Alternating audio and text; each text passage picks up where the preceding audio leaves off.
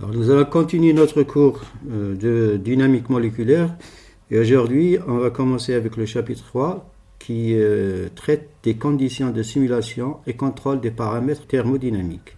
Bon, je vais passer directement à la première page. On va étudier l'introduction. Donc dans cette première page, nous avons l'introduction qui traite du problème de la taille finie. Donc là, ici à gauche, donc vous avez un système infini, c'est-à-dire le système réel, qui contient à peu près, environ 10 puissance 23 particules. Donc c'est à l'échelle macroscopique. Donc c'est à notre échelle. Et ici, on a dessiné une boîte de simulation. On va faire la simulation de ce grand système, ce système à l'échelle réelle. On va faire une simulation avec une boîte de simulation comme ceci, donc qui contient moins de particules. Donc là, vous avez 9 particules rouges ici. Ici, on décide la paroi, c'est-à-dire c'est le côté de la boîte, comme ça. Donc tous ces côtés-là, c'est ce qu'on appelle la paroi. Et vous avez deux particules là qui sont proches des parois, donc proches des bords. Donc ils vont avoir une interaction avec la paroi ou bien avec le bord. Donc ici, je vous dis que c'est une simulation sans PBC, c'est-à-dire sans conditions aux limites. Donc c'est des particules qui ont des interactions avec les parois. Donc vous avez une simulation sans PBC.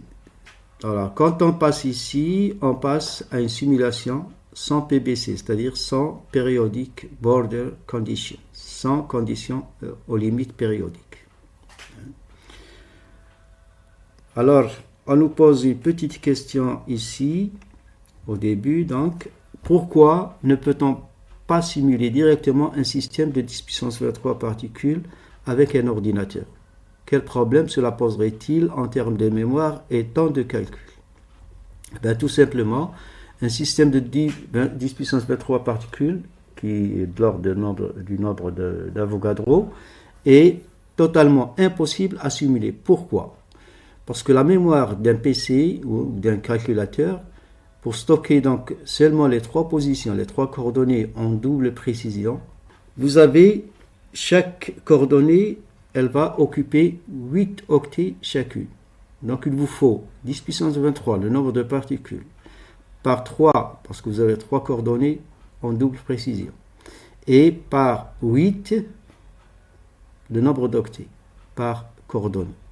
Donc vous allez trouver à peu près 2,4 10 puissance 24 octets à utiliser pour mémoriser toutes ces données-là. Donc, soit des milliards de fois la capacité de la mémoire d'un ordinateur. Donc, ce qui fait que c'est impossible de trouver une mémoire qui peut stocker toutes ces données-là, toutes ces informations. Donc là, du point de vue mémoire du PC ou bien du calculateur, c'est impossible de faire ce travail. Et en termes de temps de calcul, le calcul des interactions, il est de l'ordre de n carré, c'est-à-dire toutes les paires, si on fait le calcul sur toutes les paires, soit environ 10 puissance 46 opérations. Alors 10 puissance 23, c'est le n, nombre de particules, au carré, ça fait 10 puissance 46 opérations, ce qui prendrait aussi des milliards de fois l'âge de l'univers. Donc ce qui fait que c'est un terme fantastique qu'on ne peut pas aborder avec la technologie que nous avons.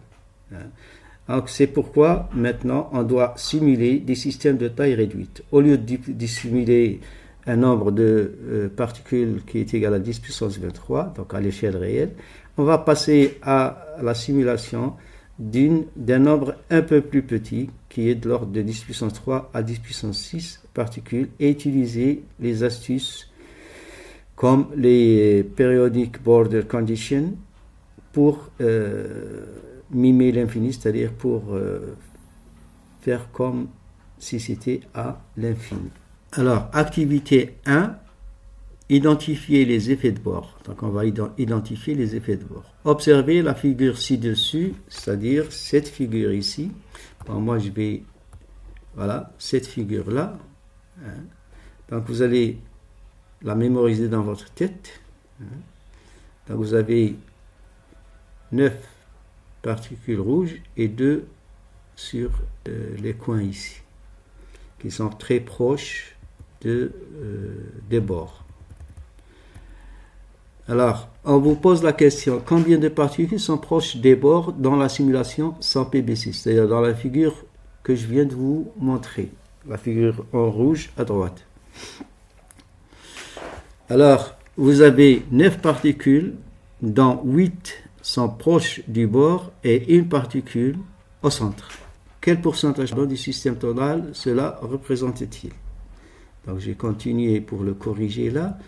Donc là, la boîte de simulation contient 9 particules, dont 8 particules sont à côté des bords, donc ils peuvent interagir avec les bords, et une qui est au centre. Là, c'était pour les petites particules qui sont proches des coins. Donc ces particules-là sont proches des coins, donc ils vont interagir aussi avec les bords, mais on ne va pas les comptabiliser ici, on va faire comme si elles n'existaient pas. Donc cela représente donc 8 sur 9. 8 particules sur 9 sont proches du bord et vont interagir avec les bords. Donc vous avez 88,9% du système qui va donner lieu à des interactions avec les bords.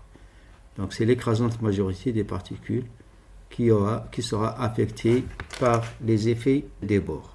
Alors, exemple de situation faussée comme ça. Alors si vous êtes en train d'étudier un gaz, et vous mesurez la pression. La pression que vous allez mesurer, elle sera dominée par les collisions avec les parois artificielles. Là, je vous rappelle que je suis en train de travailler dans le domaine de la simulation. Donc, quand je dis la pression mesurée, c'est la pression calculée, si vous voulez, avec votre simulation. Donc, la pression que vous obtenez avec la simulation sera tout à fait faussée.